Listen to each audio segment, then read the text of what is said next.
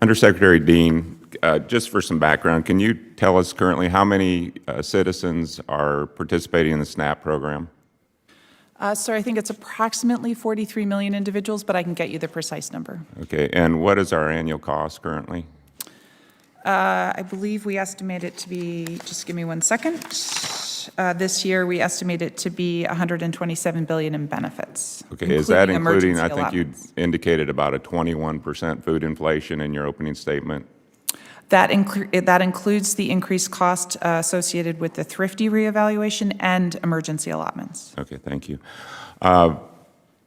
I guess I want to shift a little bit with concerns of what's happening at the southern border. And do you know offhand what number of non-citizens, asylum seekers, immigrant, non-citizen children are receiving SNAP benefits now?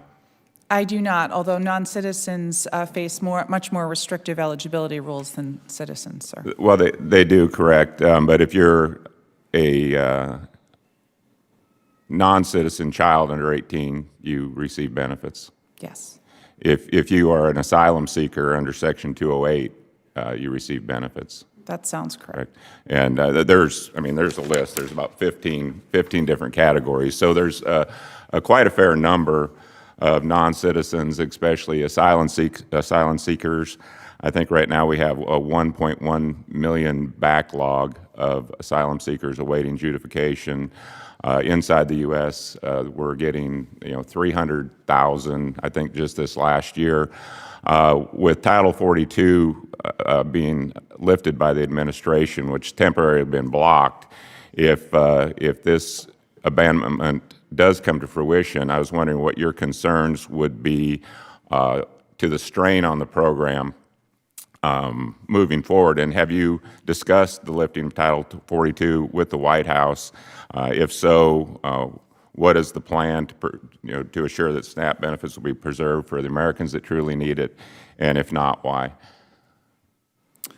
Sir, just to, I guess, one thing I want to make sure you're aware of is that the program, as an entitlement program, can flex to need.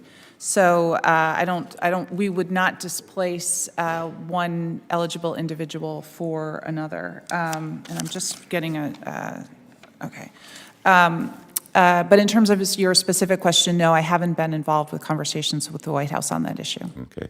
Well, we talked about veteran hunger and hunger in the United States, and it seems that American citizens should be a priority. Not that we want anyone to go hungry, but there are other costs associated besides SNAP with asylum seekers and people who come in the form of TANF, heating, education, and whatnot. And according to the Center for Immigration Studies, 45% of non-citizen households rely on SNAP, as opposed to 21% of citizens' household. Can you walk me through this and why this is and what the department and FNS is specifically doing to help lift these families from poverty and independence? And first of all, comment on those numbers and percentages. Sure.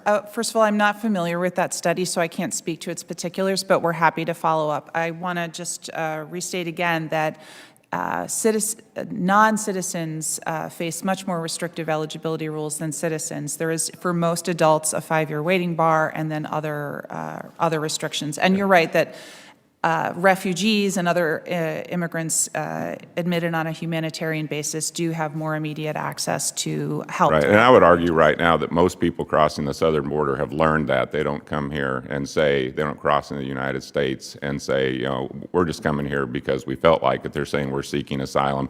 They're taught what to say.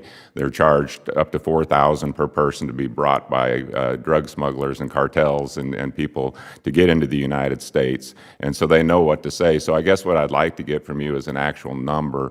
We know what it costs for SNAP per year. We know how many Americans, well, I think we know how many Americans. You said 41 million, but we don't know how many of those are actual Americans. Does that number include the asylum seekers and children of non-citizens? It would include eligible non-citizens, yes. Okay, so I guess what we need to know is that, first of all, we're taking care of Americans first. We have programs to assist people, whether they're in other countries, in terms of hunger, and I think that's important. The U.S. should lead on that, and I'm really proud of the SNAP program that we have in order to take care of the people who are hungry in the U.S. I just want to prepare, this line of question is prepare for the Farm Bill so we know what to expect and how to best take care of those in need. So I thank you for your testimony, and any information you get to me on writing on those numbers would be greatly appreciated. And I yield Happy back. to do that, sir. Thank you.